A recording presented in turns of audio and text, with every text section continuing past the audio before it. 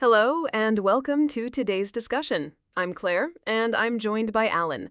We're covering several key political stories that have emerged recently. That's right, Claire. We'll be diving into some significant developments. Let's start with the news from Texas. Ken Paxton, the Texas Attorney General, has won the Republican nomination for U.S. Senate, defeating four-term Senator John Cornyn.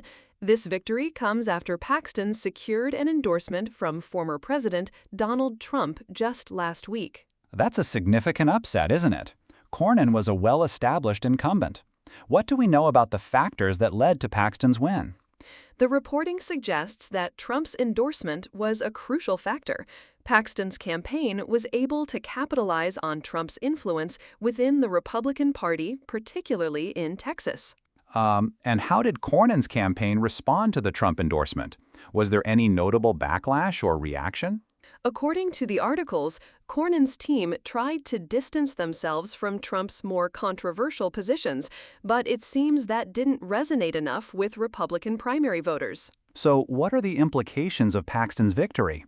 He's now the Republican nominee, but what does that mean for his chances in the general election? Paxton's win sets up a contest against the Democratic nominee. The general election will likely be closely watched, given Texas's competitive Senate race dynamics.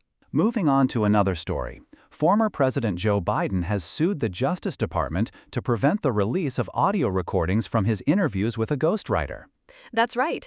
The lawsuit is related to the special counsel's investigation into Biden's handling of classified documents.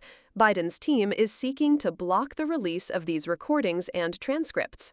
What are the main arguments being made by Biden's legal team in this lawsuit?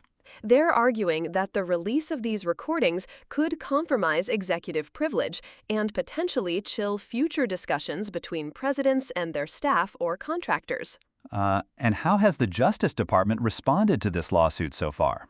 The articles don't provide a detailed response from the Justice Department, but it's clear that this is a developing legal battle that will be closely watched. Let's shift gears to Minneapolis, where Police Chief Brian O'Hara has resigned amid allegations that he interfered with an investigation into his own conduct. Yes, Mayor Jacob Frey announced that O'Hara chose to resign rather than face disciplinary action. The investigation was related to allegations of sexual misconduct involving city employees. O'Hara was brought in to oversee reforms after George Floyd's killing. How does this development impact the ongoing efforts to reform the Minneapolis Police Department? It's a significant setback, as O'Hara was seen as a key figure in implementing those reforms. His resignation will likely lead to further scrutiny of the department's leadership and potentially impact the reform process. Alabama has asked the Supreme Court to allow it to use a congressional map that favors Republicans, despite a lower court ruling that it discriminates against black voters. The state's Republican leadership filed an emergency appeal after a three-judge court refused to let them use the map they adopted 3 years ago. The map has only one majority black district out of 7. What are the main arguments being made by Alabama in their appeal?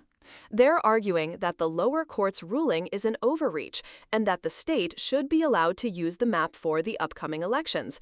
The reporting suggests that this is a highly contentious issue. And what's the potential impact if the Supreme Court allows Alabama to use this map?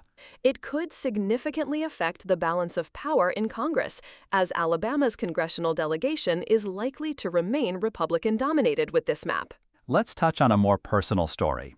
Jill Biden recently revealed that she feared Joe Biden was having a stroke during their 2024 debate against Donald Trump. Yes, Jill Biden described the moment as frightening. She said Joe Biden's performance scared me to death and that she worried he was having a stroke. How does this revelation fit into the broader context of the 2024 election and Joe Biden's campaign? It's a significant personal insight into the Biden family's concerns about Joe Biden's health and performance during the debate. It adds another layer to the public discussion about his candidacy. As we wrap up today's discussion, it's clear that these stories are interconnected in various ways. That's right. Each of these stories highlights the complexities and challenges facing various institutions and individuals in the political landscape. Well, that's all for today's episode. Thank you for joining us. Goodbye, and see you later.